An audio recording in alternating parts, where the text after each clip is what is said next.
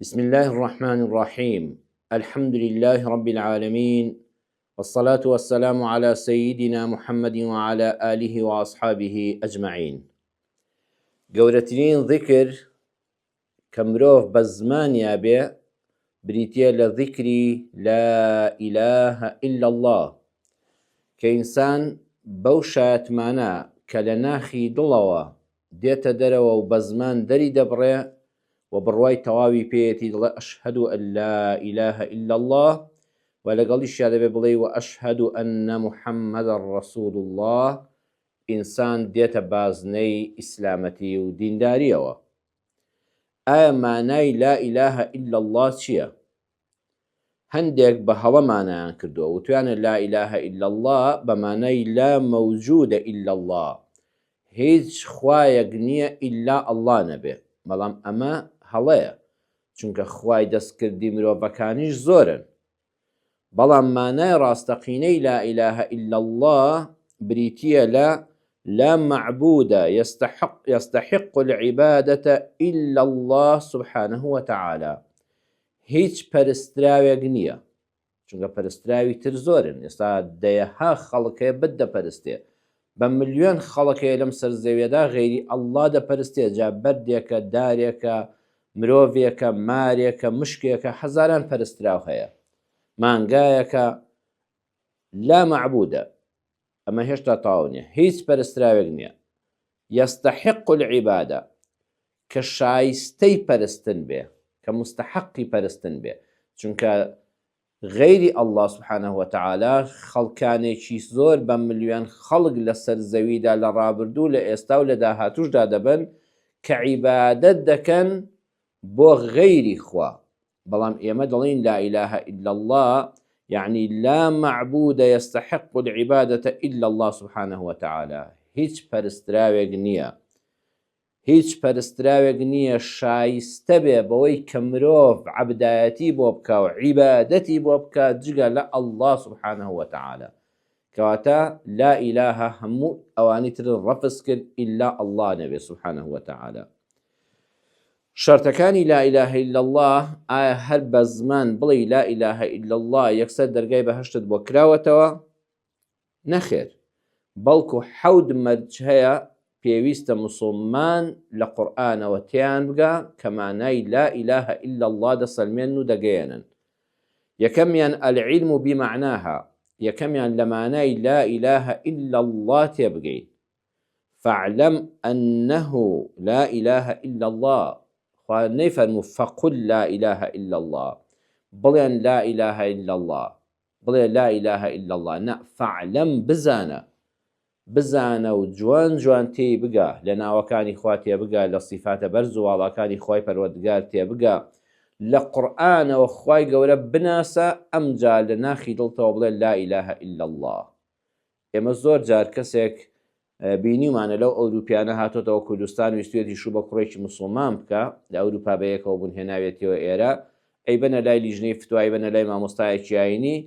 ئەڵێ یەکسە بڵێ لا إله إلا الله. ئەو فەقیرە نەدەزانێت ئەڵڵا وەکو پێویست بناسێ،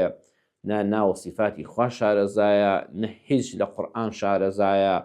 ئەڵێ بۆ ئەوەی کارەکە سەر بگرێ وەکو بڵێ ئەم ئیمزای لێرە بکە و عەقدی زەواجەکە دروست دەبێ، ئەویش دەڵێ لا إله إلا الله. ئێتر دڵان ئەوە تەواو موسڵمان بوو. نەخێر، لا إله إلا الله ئەبێت تێی بگەی. يعني فاعلم أنه لا إله إلا الله. لە سوورەتی محەممەد ئاەتی 19دا دەفەرمێ، لە سوورەتی الزخرف ئاەتی 86 دەفەرمێ إلا من شهد بالحق وهم يعلمون، کە شاهیدیدان بە حەق لا إله إلا الله وهم يعلمون، باش باشیش دەیزانن و تویانە چی، باش تێی دەگەن، تێگەیشتون لێ حاڵی بوون لە مانای لا إله إلا الله گەیشتون، بڕوایان هێناوە، ئەمجا بە زمانی ژووتویانە.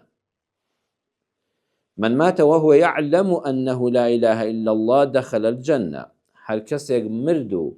زانی بێتی، واتە بە زانینەوە وتوێتی لا إله إلا الله، بە تێگەیشتنەوە وتوێتی لا إله إلا الله، دەچێتە بەهەشتەوە. نەیفەرموو من مات وهو يقول أنه لا إله إلا الله، وتبێتی نەش تێگەیشت بێ، شارەزای بوو بێ. کەواتە خاڵی یەکەم، مەرجی یەکەم لە مەرجەکانی لا إله إلا الله ئەوەیە جوان جوان تێگەیشتبی وەلێ حاڵی بوو بێ. دووەمیان ئەلیەقین، ئەو کەسەی کە دەڵێ لا ئیلاهە ئیلا الله، کە دەڵێ هیچ پەرستراوێک نییە شایستە بێ بەوەی مرۆڤ عەبدەتی بۆ بکە و عیبادەتی بۆ بکات جگە لە ئەڵڵاه، بە یەقینی ناو دڵەوە بیڵێ.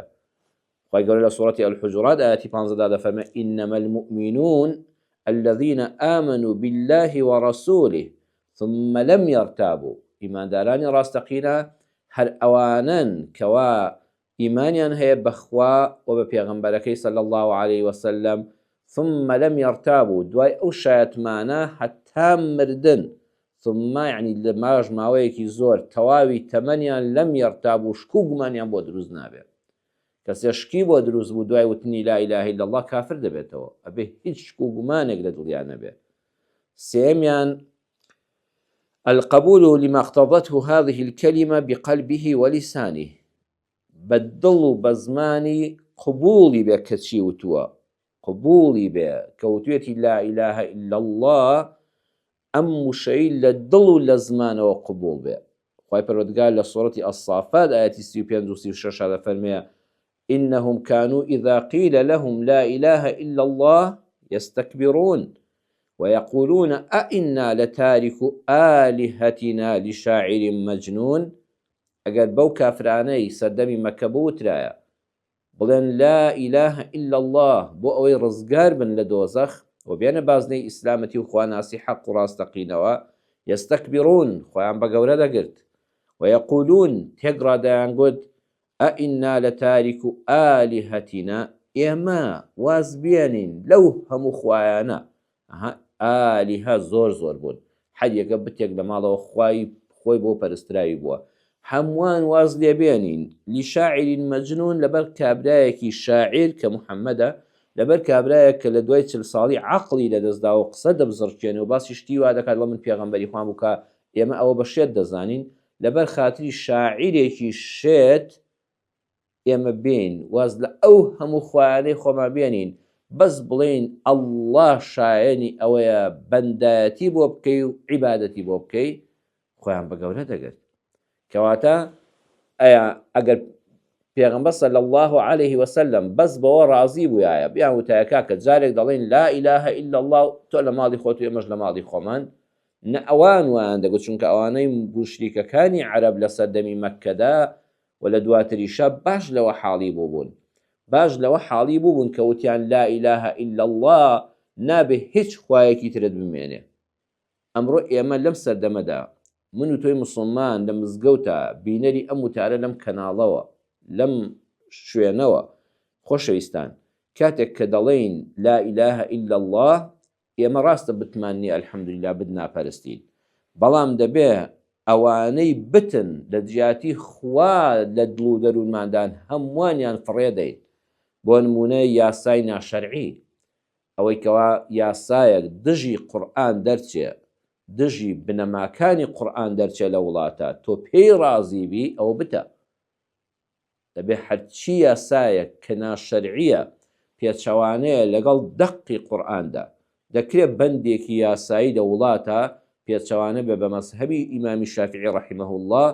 بەڵام هاوڕێک بێ لەگەڵ مەذهەبی ئەبوو حەنیفەدا، لەگەڵ مەذهەبی ئیمام مالیکدا. بەڵام ئەگەر یاسایەک دەرچوو پێچەوانە بوو لەگەڵ دەقێکی قورئاندا، لەگەڵ نەسی قورئاندا، ئەوە دەبێت ئێمە بەوە کافر بین، بڵێن ئەوەمان ناوێ و کاری پێ ناکەین و قبوڵمان نیە لە وڵاتی خۆمانی موسڵماندا. ئەم جای لا ئیلاهە ئیلا الله کە ڕاستە. مۆدیلی ناشەرعی، کاتێک کە مۆدیلێک دێتە وڵاتەکەتەوە، ئەبێت تۆ بپرس بکەی بزانی داخۆش شەریعەتەکەی خوای پەروەردگار کە ناردوویەتی بە پێغەمبەری ئازیزا صلی الله عليه وسلم ئەم مۆدیلەی قبوڵە. ئەگە قبوڵی نەبوو ئەو بتە فڕیدە، ئەم جا وتوتە لا ئیلاهە ئیلا الله. خۆ لا ئیلاهە ئیلا الله هەرەوە نێ بە تەسبیح بێڵێ. ئایا وەزن لە مۆدیلە ناشەرعیەکان هێناوە کە ئیسلام نەهی لێکردوون؟ نەریتی ناشەرعی، کاتێک کە قورئان دەفەرمێ ئەم بابەتە ئاوایە، تۆ نابێ بڵێ وەڵا ئێمە دابوو نەریتمان وایە، وەڵا ئێمە لە باب و باپیرانمانەوە فێر بووین و هەروە ڕاهاتوین، هەروە کارمان کردووە. نەخێر نەریتەکانی خۆت ئەبێ فڕێدەی، ئەوەی باب و باپیرانت فڕێدەی، هەر ئەوەندەت قبوڵ بن کە لەگەڵ قورئانا دێنەوە. کاتێک کە قورئان نەهی لە شتێک کرد، نابێ بڵێ ئێمە نەریتمان وایە، وەڵڵا ئێمە عادەتمان وایە. نەخێر، ئەو نەریتانەی خۆت ئەبێ فڕێدەی ئەو بتانە فڕێدەی بۆ ئەوەی کەوا لا ئیلاهە ئیلا الله کات قبوڵی لای خۆی پەروەردگار بێ. چوارەم الانقياد لما دلت عليه المنافي لترك ذلك، تەواو ملکەتی خۆی پەروەردگار بی، ئەو خوای کە دەڵێ لا ئیلاهە ئیلا الله، ئیلا ئەو ئەڵڵایە نەبێ، هیچ پەرستراوێک نییە شایستە و شایەنی عیبادەت بێ، بەندایەتی بۆ کردن بێ ئیلا ئەڵڵا نەبێ، ئەوە دەبێ هەرچی شتی ترە ڕووی لێ وەرجێڕی. کاتێک کە کەعبەمان هەیە قیبلەمانە، نابێت تۆ قیبلەی ترت هەبێ، چونکە خوا ئەوەی بۆ داناوی، نابێ ڕووگەی ترت هەبێ، نابێ سەرچاوەی یاسادانانی ترت هەبێت جگە لە قورئانەکەی خوای پەروەردگار. ومن يسلم وجهه إلى الله وهو محسن فقد استمسك بالعروة الوثقى. کەسێک کەوا ڕووی لە خوای پەروەردگارە، یعنی تەواو ڕووی لە شتەکانی تر وەرجێڕاوە، بەس ڕەزامەندی ئەڵڵات مەبەست بێ. ئەم لا ئیلاهە ئیلا اللهە مەرجی چوارەمی قبوڵ بوونی ئەوەیە کاتێ ڕەزامەندی شتێکی تر هەیە و ڕەزامەندی خوا هەیە، تۆ بەس ڕەزامەندی خوا ببینی. وهو محسن يعني وهو موحد، ئەمجا یەکتاپەرستیش بی. کافرەکانی مەکەش دەیانگوت لا ئیلاهە، هێندێکیان دەیانوت ئەڵڵا هەیە، دروستکەری ئەرز و ئاسمانەکان و ئێمەیە و دەمانژێنێ و دەمانمرێنێ و ڕزقمان دەدا، بەڵام وهو محسن نەبوون، وهو موحد نەبوون، یەکتاپەرست نەبوون. عەرزم کردن بە هەزاران بتیکەیان هەبوو، دەیانگوت بە قسەی محەممەد کە بە قسەی خۆیان نەعوذ بالله ئەمەش یان دەیانگوت ساحیرە، یان دەیانگوت شێتە، یان دەیانگوت شاعیرە، واز لەم بتانی خۆمان ناهێنین لەم جۆرە خۆیانەی خۆمان. ئەمانە دەنگمان دەگەێنن بە ئەڵڵا کە خوایە. نەخێر، ئەم خوایە موحد، يعني وهو محسن يعني موحد،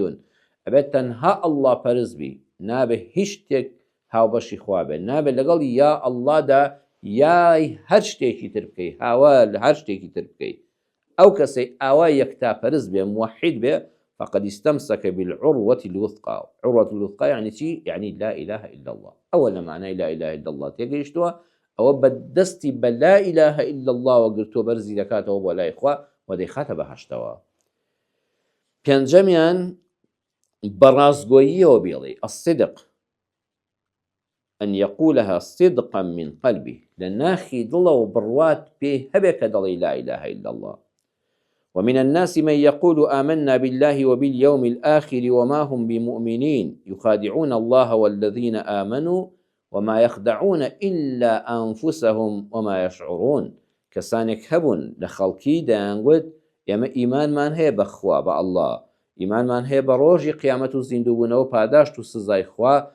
دەفەرمەوە ما هم بمؤمنین، درۆیان دەکرد، لە ناخەوە بڕوایان نەبوو، بەرژەوەندەکەیان وا دەیخواست، هەندێک مەسلحەتیان لەوەدا بوو، خۆیان دەخستە ڕیزی موسڵمانانەوە. خوا دەفەرمێت دەیانەوێت خوا و موسڵمانان و ئیمانداران هەڵخەڵەتێنن، ناوەڵڵا ئەوە بەس خۆیان هەڵدەخەڵەتێنن، بەڵام خۆیان هەست پێ ناکەن، خودای گەورە ناخەڵەتێ و ئیمانداران ناخەڵەتێن، ئەوە خۆتی خۆت دەخەڵەتێنی، کەواتە ئیسلامی ئێمە دینی ئازادیە. ئەفەرمێ بەدرۆ مەڵێ لا ئیلاهە ئیلا الله، ئەگەر ڕاست بڕوات پێی نییە هەر مێڵێ، با نەبی بە منافق. کافر بێ هێشتا باشترە لەوەی کەوا منافق بێ، چونکە کافرەکە لەوە ئەچێ ڕۆژە قەنەعەتی بۆ پەیدا بێ بڵێ لا ئیلاهە ئیلا الله، بەس منافقەکە چونکە بەدرۆ و توێتی لا ئیلاهە ئیلا الله و لە دڵەوە بڕوای پێی نییە، ئەوەتر لەسەر ئەم حاڵەتە بەردەوام دەبێت هەتا دەمرێ، ڕۆژی ڕووناک بە چاوی خۆی نابینێت، تازە تەواو لەوە خۆم خەڵک دەڵێ ئیماندارم، خۆشی بڕوای وایە کە دەزانێت ئیماندار نییە، لەو سەرگەردانیەدا دەمێنێتەوە، بەس کافرەکە دەکرێت ڕۆژێک بگاتە حەقیقەت و بڕوای تەواوی بۆ دروست بێ و لە ناخی دڵەوە بڵێ لا ئیلاهە ئیلا الله. شەشەمیان الئیخلاس، ئەو جا خاڵی پێنجەم لەسەری بوەستین، بە هیچ جۆرێک کەسێک دروست نییە شمشێری بخەیتە سەر، ئەگەر دەتەوێت نەتکوژم بڵێ لا ئیلاهە ئیلا الله، ئەویش لە ترسانە هەموو لەشی دەرزەڵێ لا ئیلاهە ئیلا الله، دەبڕۆتەوە. نەخێرەوە هیچ نییە، ئەوە هەر قبوڵ کراو نییە، ئەوە تۆ ستەمت لێ کرد، ئەوە کردت بە منافق، دەبێت لێی گەڕێیت لە تەواوی ئازادی مرۆڤدا. مرۆڤ هیچ زەخت و زۆرێکی لەسەر نەبێت، خوێنی سەلامەت بێ، ماڵی سەلامەت بێ، ماڵی وڵاتی سەلامەت بێ، کەرامەت و حرمەتی سەلامەت بێ، تۆ تەنها پێی بگەێنی کە لە گردووندا ئەو هەموو خەڵکی کە شت دەپەرستن، ئەو پەرستراوانە هەمووی بەتاڵن، هیچی شایەنی عیبادەت و بەندایەتی و عەبدایەتی نین ئیلا ئەڵڵا نەبێ قەناعەتی پێ بکەی واویش کەوتی لە ناخی دڵەوە بیڵێ نەک وەکو گروپە توندڕەوەکان شمشێری لەسەر ملدانەی ئەگەر بڵێی لا ئیلاهە ئیلا الله تەواوگە نەڵێ سرت دەبڕم یان هیان لە بڵێ لا ئیلاهە ئیلا الله ئەمجا سرت دەبڕم خۆی کەوتی لا ئیلاهە ئیلا الله ئیتر خوێنی تەواو حرامە حەقیشی لای خۆی پەروەردگارە خۆی دەخەڵەتێنێ ئەگەر درۆی کردبێ کەچی ئەم دەڵێ بڵێ لا ئیلاهە ئیلا الله ئەمجا لە سەریەدا و سەری دەپەڕێنێ ئەوە هەمووی پێچەوانەی نەسەکانی قورئانن شەشەمیان الئیخلاص ئیمانداریەتی لا ئیلاهە ئیلا الله کە ئەبێ پوخت و خاوێن بێ هیچ ڕیا و ڕووپامایی تێدا نەبێ ئەلا لله الدین الخالص حوتەم خۆشەویستی خوای پەروەردگار والذین آمنوا أشد حبا لله ئەگەر خەڵکی پەرستراوەکانی خۆیانیان خۆش دەوێت ئەوەی ئیماندارە کەوتوویەتی لا ئیلاهە ئیلا الله ئەبێ زۆر لەوانە خوای خۆشتر بوێ بەڵەوانەیە خوایەکانی خۆیان خۆش دەوێت کابرای عەرەب کابرای بتپەرست لە نیوە دوورگەی عەرەبیدا دەهات شمشێرەکەی دەردێنا ئەچۆ مەیدانی پێغەمبەری خوا صلی الله علیه وسلم موسڵمانان خۆی بەکوژ دەدا ئەمە ئەو پەڕی خۆشەویستیە لەسەر بتەکەی خۆی بەکوژ دەدا کاتێک کە قەومی ئیبراهیم وتیان گەنجێک بە ناوی ئیبراهیم سوکایەتی بە خوایەکانمان کردو و شکاندونی و بە چاوی سوک سەیریان دەکا ئەوەندە خوایەکانی خۆیان ئەو خوا درۆزنانیان خۆش دەویست درۆیی نەبوون خۆیان کردبوویانن بەخوا چونکە دوو جۆر خوامان هەیە خوایە کە ئێمەی دروست کردووە خوایە کە مرۆڤەکان دروستیان کردووە بەس ئەو خوایە کە ئەڵڵایە حەقە کە ئێمەی دروست کردووە نەک ئەو خوای مرۆڤەکان دروستیان کردووە ئەمە بەتاڵە لەسەر ئەو خوانەی کە خۆیان دروستیان کردبوون ئەوەندە سوور بوون تۆڵەی بکەنەوە وتیان ئیبراهیم حەڕیقوه هەر وای پسۆتێنن بیکەن بە خۆڵەمێش و سووک و ڕیسوایکەن ئەبێ ئینسانی ئیماندار کەوتی لا ئیلاهە ئیلا الله هەر بە تەسبیح نەڵێ هەر بە زمان نەڵێ ئەشەد حوبا لله بەخوا ئەبێ هەزارە قاتی ئەو کافرە تۆ لە پێناوی خوادا مردنت پێخۆش بێ لە پێناوی خوادا ژیانت پێخۆش بێ بێ سووربی لەسەر ئەوەی چۆن ئەو نای هەڵێ سوکاتی بە بتەکەی بکرێ تۆش نێڵی سوکاتی بە لا ئیلاهە ئیلا الله بکرێ چۆن ئەو سوورە لەسەر ئەوەی مەعبەدەکەی و پەرزگاکەی پارێزراوە بێ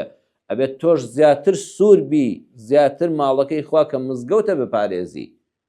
چۆن ئەو لەسەر پێشەوا بەتاڵەکانی خۆی دێتە وەڵام ئەبێت تۆش لەسەر زانایانی حەقبێژی منبەر و میحراب کە شەو ڕۆژ بەداخەوە لا دەدرین لە ملاولا نای هەڵ دەبێت لە ماڵی خۆماندا وتار بدەین ئەی تۆ هەڵوێستە چییە ئەهلی لا ئیلاهە ئیلا الله ئەگە ئەهلی لا ئیلاهە ئیلا الله هەڵوێستی هەبوویایە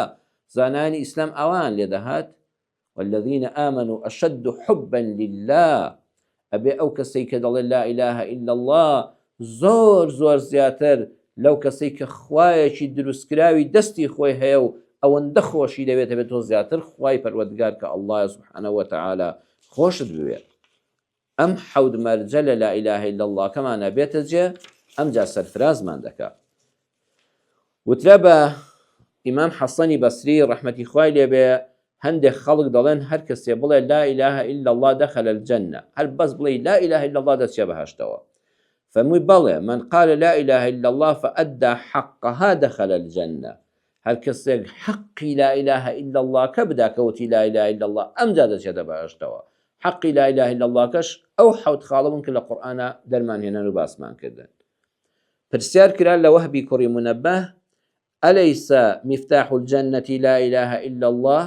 وتیان قوربان مامۆستای پایەبەرز ئایا کلیلی کردنەوەی بەهەشت دەرگای بەهەشت لا إله إلا الله نییە کەسێ وتی لا إله إلا الله کلیلەکەی پێ ئاوا دەکە دەرگاکە دەکاتەوە دەچێتە بەهەشتەوە فەرمووی بەڵێ بەڵام ما من مفتاح إلا له أسنان هەموو کلیلێک بینی و تانە چەند ددانێکی هەیە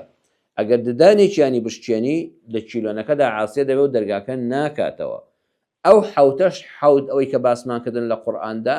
ئەو حەوت شەرتەی لا إله إلا الله ئەوە کلیلەکەی لا إله إلا الله ئەمە ددانەکانیەتی هەر ددانێکی بشتێ لێ بێتەوە کاکە دەرگای بەهەشت ناکاتەوە بەڕاستی وەڵامێکی جوانی داوەتەوە بەڵێ ئەم لا إله إلا اللهە کردداری دەوێت لە ژیانی ڕۆژانەتدا دەبێت ڕەنگ بداتەوە ئەهلی لا إله إلا الله عەمری کوڕی عەبەسە دەفەرمێت چوومە خزمەت پێغەمبەر صلی الله عليه وسلم عەرزم کرد من تبعك على هذا الأمر لسر أم إسلامتيا لسر أمر باز جواني إسلام شد لقل أي پیغمبري صلى الله عليه وسلم فمو حر وعبد كسانيكي آزاد كسانيكي كويلو بندش هدو شان لإسلام دان يعني ديني إسلام ديني تشيناتي نيال بس هي كويلكان به نخير آزاد من هي بەندەکانیشی تێدایە کۆیلەکانی ژیمانیان پێهێناوە دەوڵەمەندمان هەیە خەڵکی هەژارمان هەیە خەڵکی ڕێز عەشیرەتمان هەیە خەڵکی بێکەسمان هەیە ئەم ئیسلامە هەمووان دەگرێتە ئامێز قلت ما الإسلام أي پیغمبری خوا ئیسلامەتی چییە پێغەمبەر صلی الله علیه و سلم نەیفەرمووی ئیسلام نوێژ و ڕۆژ و زەکات و حەج و ئەوەیە ئەمانە کە لە بینی خۆت و خوادان عیبادەتەکانن بەڵام فەرمووی بۆ نێوانی خۆت و خەڵک ئیسلام ئەمەیە طيب الكلام وإطعام الطعام زمانێکی شیرین و شەی جوان و پڕ ئەدەب و حرمەت لەگەڵ بەخشندەی خواردن واتە هەم زمان شیرینی هەم دەست و دڵواڵایی ئێستا ئیوا هەیە ئەهلی لا إله إلا الله بە حیساب بەڵام زمانی حتا بڵێ پیسە ئەڵێی شمشێرە بەتایبەت لەسەر موسڵمانان غەیری خۆی هیچ کەس ناپارێزێ ئەو مزگەوتەی خۆی لێ دەرکەی لەو شارەدا بڕواتان هەبێ یەک کەسی تر بە موسڵمان نازانە بەداخەوە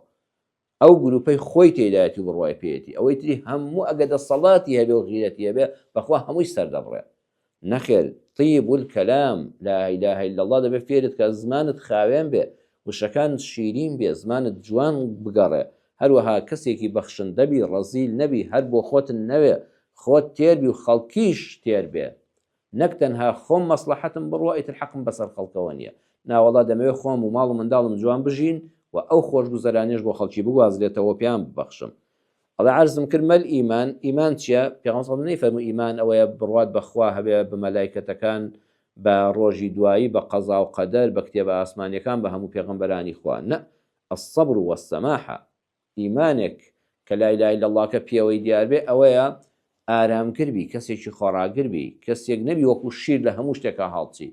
والسماحة کەسێکی لێبوردەبی ئەهلی لا إله إلا الله هەم ئارامگرن سەبر دەگرن هەر شتە لە شوێنی خۆی دادێتە جێ ئارام دەگرن شتەکانیان بە هەنگاوە کاریان بە نەخشە و پلانە بەداخەوە ئێستا کافرەکان وان ئێمە ئەهلی لا إله إلا الله کارمان هەڵەشەیی وەکو شیر هەڵدەچین قبوڵی هیچ کەسێک ناکەین نەخێر ئەهلی لا إله إلا الله سەبریان هەیە واتە کار و نەخشەیەکی دوور و درێژیان هەیە بە ئارامی پێدا دەڕۆن و دەگەنە ئامانجەکانی خۆیان هەروەها وەسەماحە زۆر سەماحەتیان هەیە زۆر چاوپۆشیکردنیان هەیە زۆر لێبوردن لە حەقی خۆیان دەبورن بۆی دڵی بەرامبەر نەڕەنجێ وتم ئەی پێغەمبەری خوا ئەی الئیسلامی ئەفضەل و باشترین مسلمان کێیە فەرمووی من سەلیمە المسلمون من لیسانه ويده ئەو کەسەی مسلمانان لە زمان و لە دەستی ئەمینن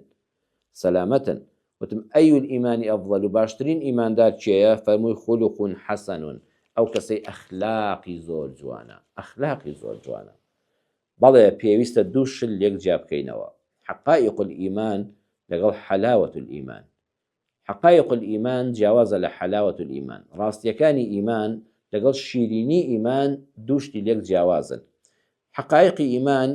ئەوەیە لەبارەی ئیمان و دینداری و لەبارەی خواناسیەوە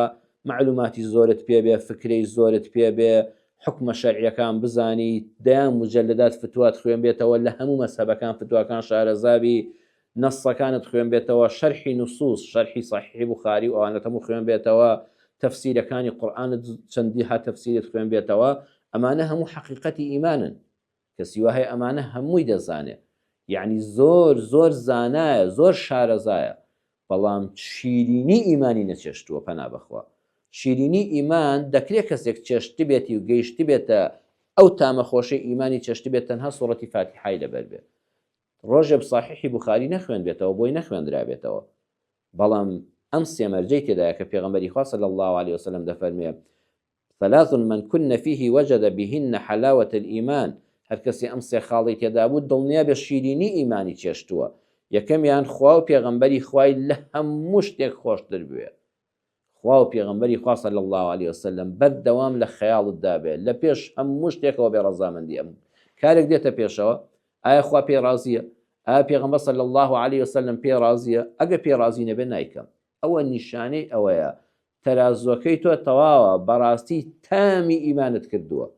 دووەم دەینا هەموو تەفسیری قورئانت خوێن بێتەوە، هەموو بوخاری لەبەر بێ، کاتێک کە شتێک دێتە پێشەوە نەگەڕایتەوە بۆی خوا پێی خۆشە یان پێغەمبەر صلی الله علیه وسلم پێی ڕازیە، ئیتر معلوماتی زۆرت هەیە، حەقیقەتەکانی ئیمان هەمووی شارەزای، بەڵام بەداخەوە شیرینی ئیمانت نەچێشتووە. دووەمیان هەر کەسێک کت خۆش ویست ئەن یحب المرء لا يحبه إلا لله، بگەیتە ئاستێک هیچ بەرژەوەندی دنیایی لەگەڵ کەسێکانە بێ بەس تەنها لە پێناوی خوای پەروەردگارە خۆشت بوێ. سێمیان وأن يكره أن يعود في الكفر بعد أن أنقذه الله منه كما يكره أن يقذف في النار. لصحيح مسلم دا فرمودەکە هاتووە بەو ئەندازەیەی کەوا ناڕەحەتی و خۆپارێزی لەوەی کە بتخەنە ئاگرەوە لە ماڵەکەی خۆتە هەرچی دام و دەستگای سەلامەتیە دەیگریتە بەر، لەحزە بە لەحزەی وریای ئامۆژگاری ماڵ و منداڵت دەکەی ڕۆڵی گیان زستان بوو ئاگاتان لە سۆبەکە بێ، ڕۆڵە گیان پلاکەکان بکوژێنەوە، هیتەرەکە بە داگیرسایی بەجێ نەهێڵی، ئاگان لێ بە شۆرت نەکا، گڵۆپەکە بە داگیرسایی بەجێمە هێڵە کەرچە ڕۆیشتێ دەرەوە، نەوەکو شۆرتێکی کارەبا ڕووبدا، ئاوا وریای ماڵەکەت نەسووتێ، دوکانەکە نەسووتێ، کۆگاکە نەسووتێ، شەریکەکە نەسووتێ، خۆت نەسووتێ، دەبێت بە ئەندازەی ئەوە زیاتر وریابی دوای ئەوەی خوا ڕەحمی پێکرد و ئیمانی پێبەخشیوی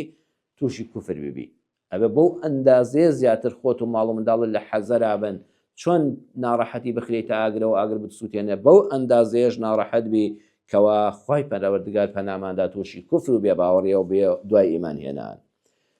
ئەهلی لا إله إلا الله خەمی گەیاندنی دینی ئیسلامیانە بە خەڵک بە هەر شێوەیەک بێ، هەر یەکە بە جۆرێک دێ، تۆ هەمویان بە یەک چاوسەید مەکە.